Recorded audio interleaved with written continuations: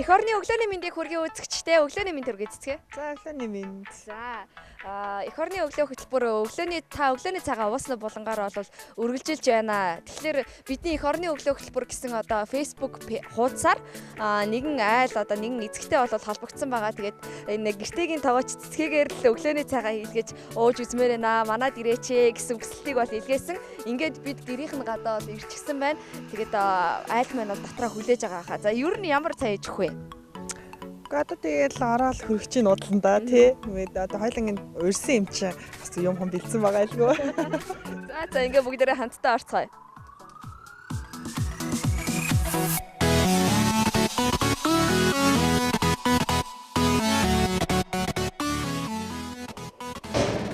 За анх удаагаар хоёулаа ч одоо айл урилгаар очиж штэ өмнө дандаа зөвшөөрлөгөө хаалхын төвшөд орчдөг гэсэн. За сэтгэл ямар вэ? Амар байна. За одоо яах вэ их бол гэж юу санаа зовхгүй тий. Одоо ихэдгэр орж хэлээ. Шууд айгаа уйгдсан зочин шиг орох нь шүү дээ. Нэрэл тийх байхта. Надад бол их сонирхолтой байна. Чухам яг ямар айл хэдэн хүүхэдтэй бол залуу гэр бүл болоо ямархуу айл бол гэж бодоод байна л да. Ер нь Facebook-ээр холбогдсон гэхээр чинь залуу хүмүүс байгаа х та тий. За одоо ингээд үзэгчд маань ч гэсэндээ сонирхолтой байгаа тий. Одоо цэцгээ ямар айл ороод ямар өглөөний цаг бэлтгэж өгөх нь ингээд та өглөөний цагаа ууснаа.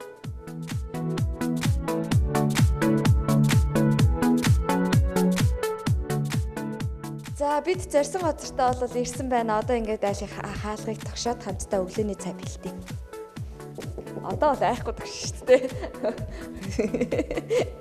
Амар дэдгүр тогшиж байна уу? За сайн байна уу? Уукагийнх гэдэг айл мөн үү? За биднийг өрсөн те? За орцгоё. Хоёр хүүхэдтэй юм уу? Ты яасан өөлхөн мам уу? Чи яасан хөрхөн мам уу бас? За ингээд өглөөний мэнд хүргэе.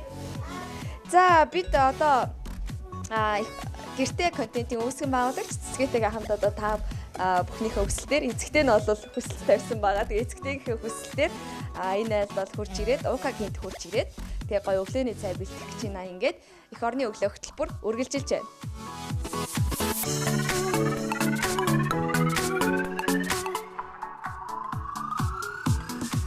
За эх орны өглөө хөтөлбөр та өглөөний цагаа ууснаа болон маань үргэлжлэн укагийнхаас хурж байна. За ингээ гэрээ эзэнтэй танилцъя, гэрээ эцэгтэйтэй танилцъя. Эцэгтэй нь бол өөрөө холбогдсон шүү дээ, тий? За сайн байна. Намайг Солонгоо гэдэг. Тийм тэгээд ингүүн тэнүүн гэдэг хоёр хүүхэдтэй ээж. Том хүүхэд маань 2 настай. Бага маань одоо 4 сар болж байгаа. Тийм. За намайг Намхан Нэмбо гэдэг. Аваараа бизнес эрхэлдэг. Одоо хоёр хүүхэдтэй хамт ингээд залуу гэр бүл жирийн амжилттай залуу. Миний харин зөвшөөрлгүйгээр ихнэр маань арай тэнт өрсөн байж таараад тэгээд зөвшөөрөхөөс аргагүй урдсныхын дараа мэдсэн. Тий. Ер нь яагаад бид нартай холбогдсон юм бэ? Зүгээр шин зүйл туршиж үзмээр санагдаад. Сонирхолтой юм шүү дээ. Тийм ээ. За одоо манай гэрте контентын үүсгэн байгуулагч тоогооч цэцгээ маань хүрэгчийн зөвшөөрөл аваад уудалдаг байгаа. Гэрээ эцэгтэйгээс настай хэрэгжийн нөөж болох Болно. За тэгээд цэцгээ ингээд ажилдаа орчих.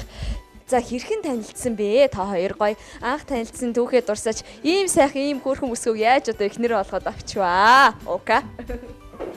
Юу штэ угаасаа өмнө нэг гудамны найзууд зүгээр найзууд явж байгаа. Тэгээд одоо битээсэн баг танилцаад юу болсон? Баг 8 дахь жилдээ болж байна. Тэгээд 6 жил үерхэж байгаад тэгээд 7 дахь жил дээр яг юу асан? Гуйж авсан. Тэгээд гуйж авсан тийм. Тийм. Бүр 10 жилтэй байхаас үерхэд анх бол зүгээр найзуудын хэмжээнд гэж тэгэл сүултээ тэгээс уссан да. Яагаад одоо укатай хандлах тэр шийдвэрийг гаргаваа? Мэдгүй шалтгаан хайрын шалтгаан хэрэгтэй юм уу гэдэг шиг яг тийм болохоор нэм болохоор гэсэн зүйл байхгүй зүгээр. Ээж басны дараах өглөө, ээж болоогүй өглөө, эцэг их болоогүй өглөө бас нэг өөр эхэлж байгаа шүү дээ, тий. Тэгээ ер нь хідэн настайдаа ээж болж иваа. Тэгээд өглөөг ер нь зарим тохиолдолд бас тий нүүр амаа будж амжихгүй ч юм уу тохиолдол байна. Ажил төрөлдөө ингээл гардаг заримдаа нэг бухимдах үе бас эмэгтэй хүнд байдаг шүү дээ. Тэрийг ер нь яаж даван туулж байна? нөхөр хэр дэмжиж өгч байна? За ээж боллоо 22 наснда ээжлсэн. Тийм тэгээд ээж болох одоо магадгүй ганц бие байх, за эсвэл үргэлжлэх байх, тэгээ эхнэр байх гэдэг бол яг үндэ ингээд бүр маш өөр амьдрал. Тэгээд өглөө сайхан хүснээрээ унтна, хүсн бүх зүйл нь одоо байгаа гэсэн үг. Одоо бид нар болохоор бүх зүйл нь одоо хүүхдүүдэд тааргуулж, бүх зүйл хамааралтай. Бид нэр одоо бүх одоо жижигхэн анхаарал болгоомж алдахад л хүүхдүүд нэрсдэг ч юм уу. Тийм магадaltaй учраас бүх зүйл дээр хяналт тавих ч юм уу. Тийм учраас амар хариуцлагатай. Тэгээд нүүр ам будах гээл тэгэл зөндөөл зүйл яг үндэ золиослогдсон л та айгүй олон зүйл. Тэгтээ яг уу тэгэл цогцол шин машин шиндэ бодаал. Тэг такси миксэнд бодаал тэгэл амжуулаад тий. Ерөөсөө байнга завгүй. Найзуудтайгаа уцаар ярих ч зав багсан. Тэгэл ерөнхийдөө би нэг ойлгоно. Яагаад тэгэхээр бүгдээрээ л тэр амьдралыг туулж байгаа юм чинь бүгдээрээ л завгүй байгаа юм чинь. Тийм. Гэтэ бас нэг хүүхэдтэй байх, хоёр хүүхэдтэй байх хоёрын оронд бас айгүй их ялгаатай. Тийм. Амьдрал яг залуу хүмүүсийн хувьд тийм нийгэм одоо ер нь манай Монголын нийгэм амьдрахад ер нь хэр байна. За тэгэл дээрэс нь байр орон сууцаа яаж авч ийн. Одоо ер нь яаж амьдралаа болгож гинэ. За тогтчлтын хувьд тэгэл манай нөхрийн хобби.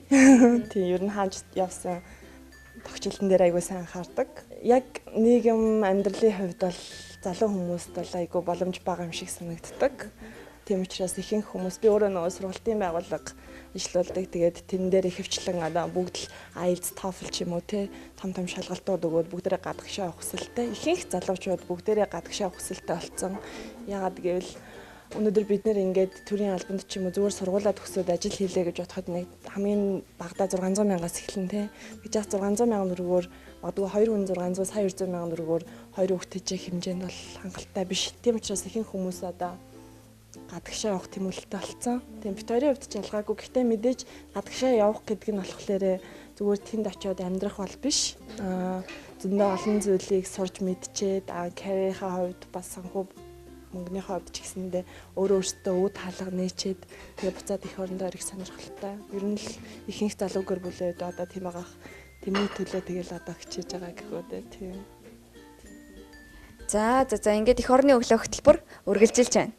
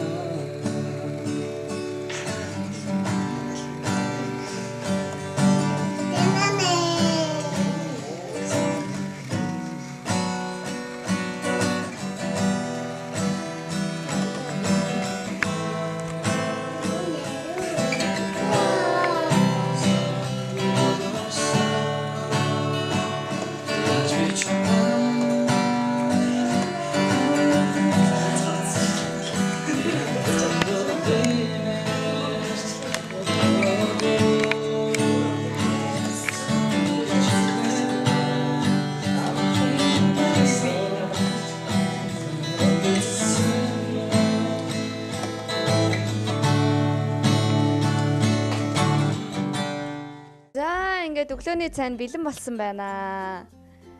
За омлет юм шиг байна тий. За цэцгээ ишээ суучих. За ямар материалаар хэр хурдан хугацаанд бэлтдэг вэ? За мэдээж өндөг байлаа. Тэгээд чинжөө бяслаг байхаа бас хөөрхөн омлет хийгээд хүчил болох юм байна гэж бодоод. За нэг 10 минут туснаа. Тий. Одоо тэгэл хүн болгон хийчих гэлгүй тий. За тэгээд манай УК-гийн гэр бүлд хандаж одоо ямар нэг өглөөний цайны зөвлөгөө өгөх үстгээ. Өглөөний цайны хувьд да ялангуяа нөгөө залуу гэр бүл учраас айгу яараал хам гардаг штэ. Тэр нь битээ тэгж аарай. Тэгээд яарч байгаа үедээ жоохон ч гэсэн юм ууж идээд заавал одоо нөгөө хотод Хотоодоо баясган гэх юм уу те хотоодоо жоохон юм хийж агаад гарч байгаараа яг ирээдүйд эрүүл мэнд чинь тэр нь хэрэг болох болоо гэж бодож байна. Ер нь бол манай нөгөө эх орны өглөө хөтөлбөрийн та өглөөний цагаан уусна болон бол монголчуудыгаа өглөөний цай ууж хөвшид зориулагдж байгаа. Тийм учраас хэдий одоо яарч сандарч байгаа ч гэсэн түрүүн цэцгийн хэлсэнчлэн тодорхой хэмжээний одоо өглөөний цаг заавал өөртөө яг цаг гаргаж агаад бүр ууж хөвшээрээ гэж одоо хэлмээр байна. Баярлалаа. Өглөөний цай бэлдэж өгсөн. Цэцгээдээ баярлалаа. За. Манай чичирсэн тав баярлалаа. Бидний бас энэ удаагийн дугаартаа гоё ураад гэртээ авчирсан тий. Тэгээ бид хоёр айгүй танаа байр нэртэй орлоо тий айгүй дадгар яваад орж ирлээ. Тэрнээс бид хоёр ч за одоо яах вэ гэдэг айгүй жоохон цаанаасаа төгшөртэй авдынхаа тэр энэ удаагийн дугаар айгүй гоё сэтгэл амар байлаа. Тий. Тэгээд одоо нөгөө цэцэрлэг сургуультаа цэцэрлэгт нь бас үргэлжлэх гээд нэлээд яарч ах шиг байна тийм ээ. За ингээд эх орны өглөө хөтөлбөр үргэлжилж байна.